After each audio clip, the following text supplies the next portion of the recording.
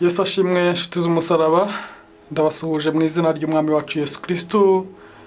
Ndasuhuza abari mu Rwanda, abari ku migabane itandukanye muri Afrika, i Burayi, Aziya n'ahandi. Abantu bumva ikinyarwanda bose ndabasuhuza mu izina ry'umucunguzi wacu Yesu Kristo. Imana y'amahoro ibishimire, Imana y'amahoro ibahe umugisha. Umugisha tugize umunsi wa none kongera guterana, kongera guhurira kuri uyu muyoboro, kuri iyi channel. Dushimye Imana kuko tugihumeka umwuka wazima, dushimye Imana ikora ibyo ngibyo yonyine. Nshimye Imana ku giti cyanjye kuko hari byinshi biba byahigaga ubuzima bwacu, biba byaheza ubuzima, ariko Uwiteka dukiza muri byose. Niko ijambo ry'Imana rimbwira. Ijambo rirambwira ngo amakuba n'ibyago ku mukiranutsi ni byinshi, ariko Uwiteka mukiza muri byose. Nimba utameze neza ndakwifuriza kumera neza mu izina rya Yesu. Nawe umeze neza ufatanye nanjye uyu mwanya dushime iyo Mana, tuvuge gukomera kw'Imana. Nta kindi kimbesheje hano, ntago ari gushaka views, ntago ari gushaka n'umurimo w'Imana. Iduhamagara niyo nje kukubwira, kandi iyo ngiye irakomeye. Ifite byose mu biganza byayo, iyo ngiye ninje kukubwira aka kanya. Unyemerera aka kanya tugiye kumarana, ufatanye nanjye kwizera, ndetse nushaka urenze jewe uko mbyizera. Wumve gukomera kw'Imana mu buzima bwawe, kandi igira ibyihindura. Isenye ibyo gusenywa mu izina rya Yesu, yubake ibyo kubakika mu izina rya Yesu. Imana imahoro itugirire neza. Nge tugiye kubana ni Evangeliste Daniel nkuko bisanzwe. Imana iduhana umugisha. Munyemerere dusenge, duhamagara Imana Data, Imana Umwana, Imana Umwuka Wera, kugira ngo baze bayobore iki kiganiro, baze bayobore iri jambo. Ntibibe bivuye ku mutima wanjye, ntibivuye mu kanwa kanjye, ahubwo bive mu ijambo ry'Imana. Ijambo ry'Imana niryo ridukiza, niryo ridukomeza. Iyo ivuze biraba, yategeka bigakomera. Yagiye ivuga tukabona ibibaye mu buzima bwacu, yagiye ivuga tukabona ibikozwe tutatekerezaga. Kandi ijambo ry'Imana rikambwira ngo uko yari kera n'uyu munsi niko ari, uko yakoraga kera n'uyu munsi iracyakora. Munyemerere tuyizere kandi tuyisenge, irabana natwe muri aka kanya keza. Wowe urwaye, please ndakwinginze, hari imbaraga z'Imana zibasha kugukiza. Ntugende utabonye igitangaza cyawe. Umuntu urwaye ufite indwara yananiranye, uyu munsi hari igitangaza Imana iri gukora mu buzima bwawe niwizera mu izina rya Yesu. Reka dusenge. Uwiteka Imana umuremyi w'ijuru n'isi, mu izina ry'umwana wawe Yesu Kristo tugarutse imbere yawe, turagushimiye kugira neza kwawe. Uri umukozi w'umuhanga, tuzamuye icyubahiro cyawe aka kanya, tuje kuvuga kugira neza kwawe. Haleluya, izina ryawe rishyirwe hejuru.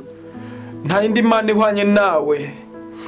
Wabereye Imana ubwoko bw'Abisiraheli, ubakura mu maboko ya Farawo, ubacisha mu nzira y'ubutayu, inzira ikomeye cyane. Ubambutse inyanja itukura, aho bagiye babona ukuboko kwawe. Bageze ku nkike z'Yeriko ziraritagurika, aho habaye ukuboko kwawe twarakubonye. Wagiye ugaragaza kugira neza kwawe mu buzima bwacu, twagiye tubona imirimo n'ibitangaza wagiye ukora mu izina rya Yesu. Wagiye udukiza ibitero by'umwasatani aho yabaga yaduteye hose, wagiye turwanira twarakubonye. Si ubwa mbere tukubonye. Haleluya, uko wari uri kera n'uyu munsi uracyakora. Ndagushimiye, ngushimiye iby'uyu munsi wakoze, ngushimiye ibyo byakozwe mu ijoro ryatambutse, ngushimiye umwene data ko akiri muzima, ngushimiye ko nanjye nkiri muzima, ngushimiye ko hari umugambi wawe kandi mwiza ukomeje kuri twebwe. Haleluya, ijambo ryawe rirambwira ngo uzi ibyo wibwira kutugirira ni byiza, ntabwo ari bibi. Ijambo ryawe rikambwira ngo turi abo waremye kera, uturemeye imirimo myiza muri Kristo Yesu ngo tuyigendemo.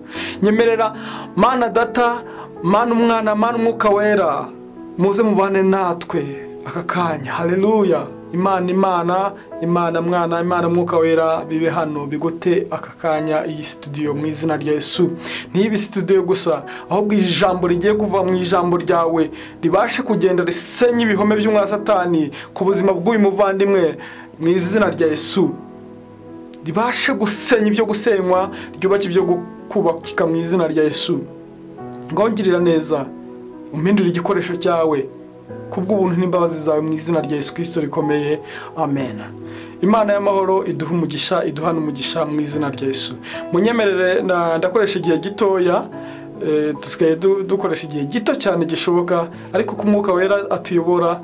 Munyemerere tubane, ntimunsige hano njyenyine, ndabingize please. Reka dufatanye dusangire ijambo ry'Imana. Turasoma Zaburi. Nkwibutsa ko turi kuri Zaburi ya mbere TV. Nimba utarakora subscribe uyikore kugira ngo tujye tubasha gusangira ibyiza Imana iba yaduteguriye. Zaburi ya mbere TV. Nimba ari ubwa mbere ukore subscribe kugira ngo tujye tubasha kubana mu mwanya mwiza Imana idutegurira, dusangira ibyiza Imana iba yaduteguriye. Reka dusome ijambo rito cyane, turagenda twimuka. Ni munsi ndashaka ko twiga kuri Zaburi ntabwo ari Zaburi ya mbere TV.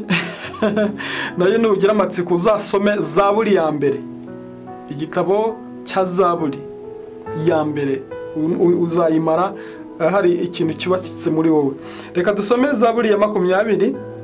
Zaburi ya 20 umurongo wa 8. Ndashaka kukubwira gukomera kw'Imana uyu munsi mu buzima bwawe. Urabizi, ninza kuvuga gukomera kw'Imana uze kubyumva ku ruhande rwawe wenda, ariko ngenda bivuga ku ruhande rwanjye, kuko Dawidi yari umuhanga, murabyibuka, yari umuntu w'umuhanga.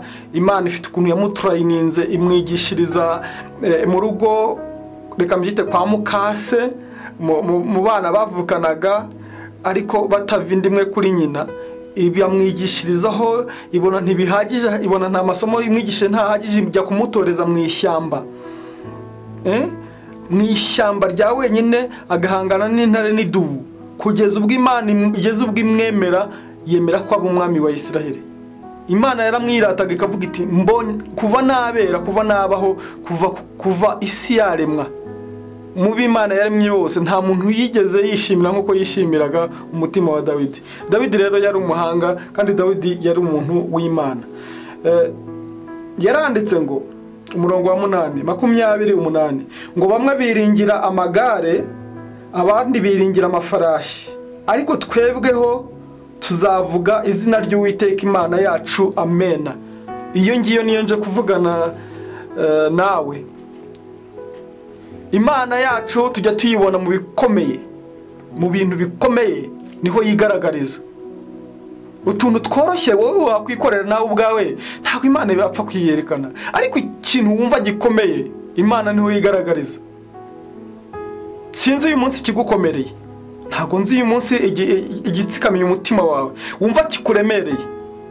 Birashoboka ko yaba ari indwara umaranye imyaka runaka iremereje ubuzima bwawe. Birashoboka ko yaba ari ikibazo utiteye cyatewe n'abantu, kuko abana b'abantu bo barahinduka, ariko Imana yacu ntabwo ihinduka. Ushobora kwiringira inshuti, ejo mu gitondo ikaguhinduka. Ushobora kwiringira umuntu, ejo mu gitondo akaguhinduka, ndetse aho kugukemurira ikibazo akakiguteza. Uwo nguwo urumva ntabwo ari umuntu wo kwiringirwa. Kugeza ubwo Dawidi yavuze ati, bamwe biringira amagare, abandi biringira amafarashi, abandi biringira abakomeye muri make, ariko twebwe twiringira Imana yacu. Please ndakwinginze uyu munsi wiringira Uwiteka Imana, umuremyi w'ijuru n'isi, waremye ijuru n'isi. Ikibazo cyawe ufite uyu munsi wiringire Uwiteka ko niwe nyine wabasha kugira icyo kumarira. Abana b'abantu tutanga promise, tutanga isezerano ariko rigira iherezo. Ndetse ukaba wasezerana n'umuntu ejo mwahura akakubwira ati nabihinduye, nageze mu rugo umufasha arabyanga cyangwa madame arabyanga, nageze mu rugo nsanga nanjye nkeneye ibyo nari kugufashisha cyangwa ibyo nari kuguha ndabikeneye nanjye, cyangwa nabibuze. Ariko Imana yisezeranyije umuntu ikintu iragisohoza. Iyo ngiye muri nyemerere tuba twiringira. gukomera kw'Imana mu buzima bwawe ni wowe ukurema. Imana yacu ntabwo ijya igaragara mu gihe kibona uwo ubasha kwirwanirira. Reka mvugane n'umuntu urwaye, wowe urwaye uyu munsi wa none, nimba wumva hari imbaraga zindi ukiringiye, nta kimana yakora. Cyokora iguha chance, irakureka ukabanza ukabaho, ugakomeza ukabaho kugira ngo nibura isaha n'isaha irebe ko wahindukira ukayiringira byuzuye. Mu gihe Imana ikibona ukibasha gutarabuka, ukagira uko winyegeza ku mupfumu, abarundi riko bavuga, ukagira uko winyegeza ku mupfumu, ukagira ikindi kintu wiringira wumva cyagukiza. Mu gihe Imana ikibona ukizeye amafaranga ko ariyo yagukiza, ntabwo Imana yakorana nawe. None se nuterura gushima, uzajya gushima nyine uwo nguwo wagufashije? Uzajyana rusake cyangwa ujyana ikindi kintu umupfumu yagusabye? Umushyirikazi y'inzoga? Ariko Imana y'ubwayo ariyo yabikoze, ntabwo isafatanya n'abana b'abantu. Uwiteka aravuga ati icyubahiro cyanjye ntabwo nzagisangira n'umwana w'umuntu. Umugaragu w'Imana Yesaya yarabyanditse muri Yesaya ibice 42 umurongo wa 8, yaravuze ngo Uwiteka, ubwo ni Uwiteka wivuze, yaravuze ngo ndi Uwiteka niryo zina ryanjye, icyubahiro cyanjye sinzagiha undi, n'ishimwe ryanjye sinzariha ibishushanyo bibajwe. Dore ibyambere birasohoye, n'ibishya ndabibamenyesha, mbibabwire bitari byaba. Amen. Yesu nashimwe cyane. Wowe ubwo navugaga nawe, wowe ubwumva ukirwanirira, urugero rwiza, ushobora kuba urwaye indwara utikururiye, indwara yatejwe na Satani, kuko indwara zose ntago ziterwa n'umubiri gusa. Umubiri ushobora kwivumbura ukazana indwara nkuko bisanzwe twurwara, twese turarwara, ariko hari indwara ziterwa na Satani n'abadayiboni be, n'abakozi ba Satani. Umuntu akakurogesha n'urugero, umuntu akaguteza ibintu, ariko mu gihe cyose Imana ikibona ibyo byose, Imana nibasha kubikura, kuko ijambo mu kanya ndaje turisoma. Mu gihe Imana ikibona ukibasha kwirwanirira, ukibasha kwinyegeza, ukagira uko wigenza, ukibasha kujya gufata twa tuvuta bagusiga, ukibasha gufata twa duti, Imana ntabwo ishobora kwigaragaza muri iryo teraniro. None se nuterura gushima, nikenera gushimwa, kwikeneye gushimwe, tubonye ngo icyubahiro cyayo ntabwo izagiha undi mwana w'umuntu, ntabwo izagiha ibishushanyo biba, amashimwe yayo ntabwo izagiha ibishushanyo bibajwe. Nikenera amashimwe avuye muri wowe, ikabona ufatanyije, yafatanyije n'umupfumu uwo ku gasozi runaka, ubwo yabishimwe se? Numbere yo kuyishima uzajya banza ujye guhigura umuhigo ku mupfumu. Ndagira ngo mumbwire rero, igihe cyose Imana ikibona ukibasha kwirwanirira, yes, irakwihorera ukabanza ukirwanirira nyine, ndetse rimwe na rimwe ugashiduka unaniwe. Ariko Uwiteka Imana umuremyi w'ijuru n'isi, reka dusome Zaburi, twongere twumve ukuntu Dawidi yavuze ku Mana. Zaburi ya 33 umurongo wa 6, duhere kuri 6. Zaburi ya 33 umurongo wa 6 haravuze ngo ijambo ry'Uwiteka niryo ryaremye ijuru. Niryo ryaremye iki? Ijuru. Umwuka wo mu kanwa ke niwo waremye ingabo zo muri ryo zose. Ateranya amazi yo mu nyanja nk'ikirundo, ashingura imuhengeri mu bubiko. Isi yose yubahe Uwiteka, abari mu isi bose bamutinye, kuko yavuze bikaba, yategeka bigakomera. Nguwo Uwiteka Imana umuremyi w'ijuru n'isi nkubwira uyu munsi. Iyo avuze ibintu byose biraba. Ikintu cyose Uwiteka avuze kiraba, yategeka noneho kigakomera. Uwo nguwo ni wo kwiringirwa. nta mwana w'umuntu waguca indasago wagusiga utuntu ngo tugire icyo tukumarira turiya. Cyokora kwa muganga wenda bashobora kugutera urushinge bakakuva mu maraso bakagukuramo amabi bakagushyiramo amazima wenda ibyo birumvuka. Ariko imbaraga z'umupfumu wari we wese ntacyo yakumarira. Uwiteka niwe ufite ububasha, niwe ufite urufunguzo, niwe ufite ijambo rya nyuma ku mwana w'umuntu. Cyokora umuntu waremewe muri laboratoire waremwe n'abantu. Yes, we go ahead. Ariko wowe wavutse mu buryo busanzwe buri naturel, wabyawe n'umugore, igise kikarya mama wawe, ukavuka mu buryo tuvuka twese. Uwiteka ari we wavuze ukabaho. Uwiteka niwe ufite ububasha bwo kuvuga ngo baho, niwe ufite ububasha bwo kugira gutya bikarangira. Iyo dusomye Zaburi ya 103 umurongo waho wa mbere, reka tubasome twumva uko havuga. Zaburi 103. Uyu munsi Dawidi yadufashije cyane. Dawidi yari umuhanga, Dawidi umwami Imana yishimiraga, ikagira ubwo ivuga iti nabera mbonye umuntu umeze nk'uko umutima wanjye ushaka. Urumva ko uwo muntu yari umuhanga. Aya magambo rero dusanga muri Zaburi zose ni Dawidi wayanditse. Zaburi ya 103 umurongo wa mbere haravuze ngo mutima wanjye himbaza Uwiteka, mwabindimo byose mwe muhimbaze izina rye ryera.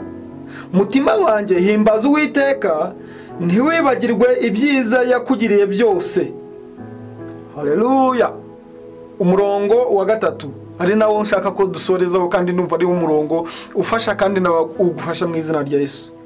Ngo niwe ubabarira ibyo wakiraniwe byose, agakiza indwara zawe zingahe zose. Uze kuyisomera do.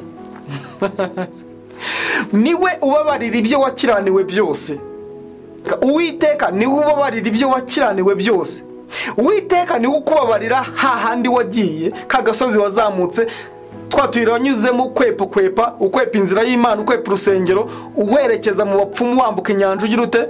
Niwe ushobora kubikubabarira agakiza indwara zawe zose. Uwiteka niwe ushobora kukubabarira biriya agakiza indwara zawe zose. Reka nsoze. Ngiye kugusaba ikintu kimwe.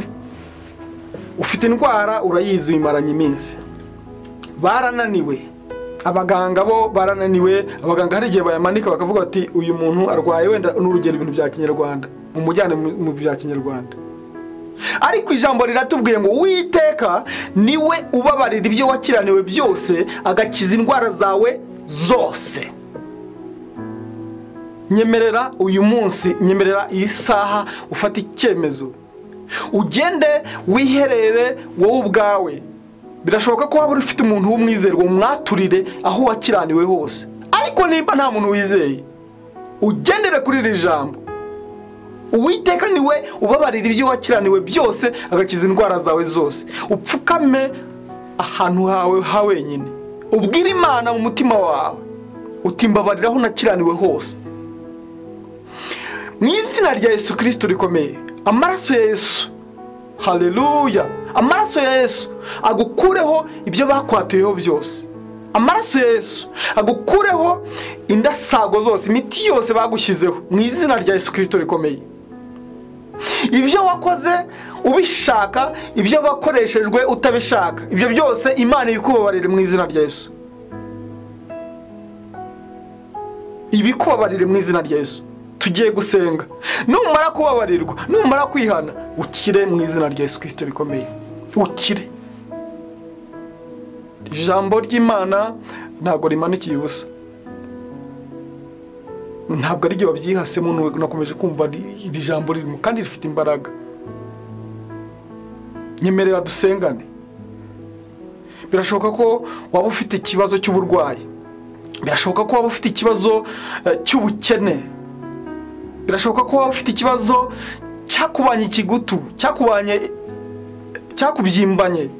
Ikibazo cyose ufite, imitwaro wose ufite, uwuzane kuri Yesu uyu munsi ntabwo ajyananirwa. Imana y'amahoro ikugire neza. Reka dusengane. Data mu izina rya Yesu Kristo rikomeye, ngarutse imbere yawe ndagushimiye, ciye bugufi hamwe n'uyu muvandimwe n'uyu mwene data, duciye bugufi imbere yawe papa. Ijambo riratubwiye ngo ni wowe ubabarira ibyo twakiraniwe byose. Nyemerera gukiranirwa kwacu kose, nyemerera gukiranirwa k'uyu muvandimwe, nyemerera gukiranirwa k'uyu mushiki wacu kose, ukumubabarira mu izina rya Yesu.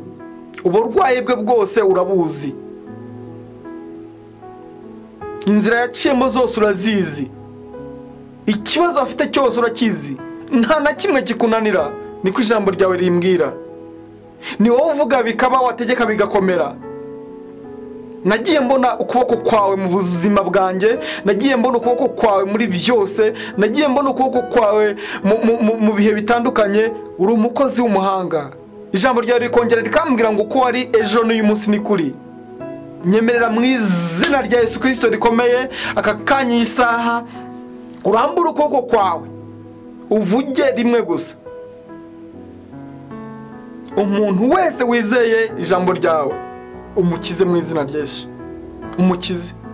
Ntaba ari jewe, ntaba ari undi muntu uhabwa icyubahiro, ahubwo icyubahiro n'amashimwe byose bikugarukire.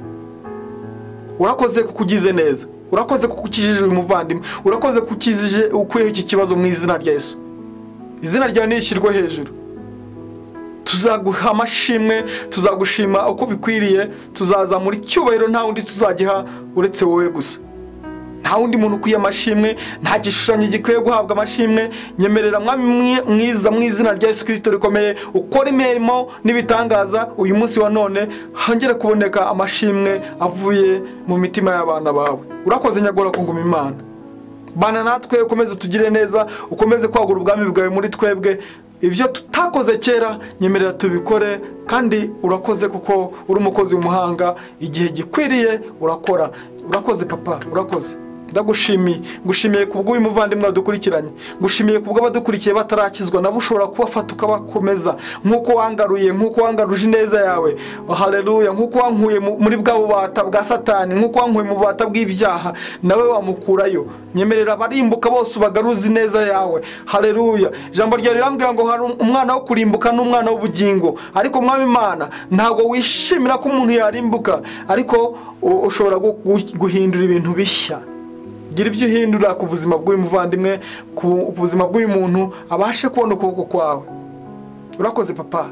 Uca inzira aho zitari, cinzira tubashe kubona abakizwa benshi, tubashe kubona amahoro mu gihugu cyacu, tubashe kubona amahoro mu bantu bawe, tubashe kubona indwara zikurwaho, tubashe kubona ibyorezo bikurwaho. Dore Satani arimo ateza ibibazo, arateza indwara nyinshi cyane kugira ngo abantu bihugireho.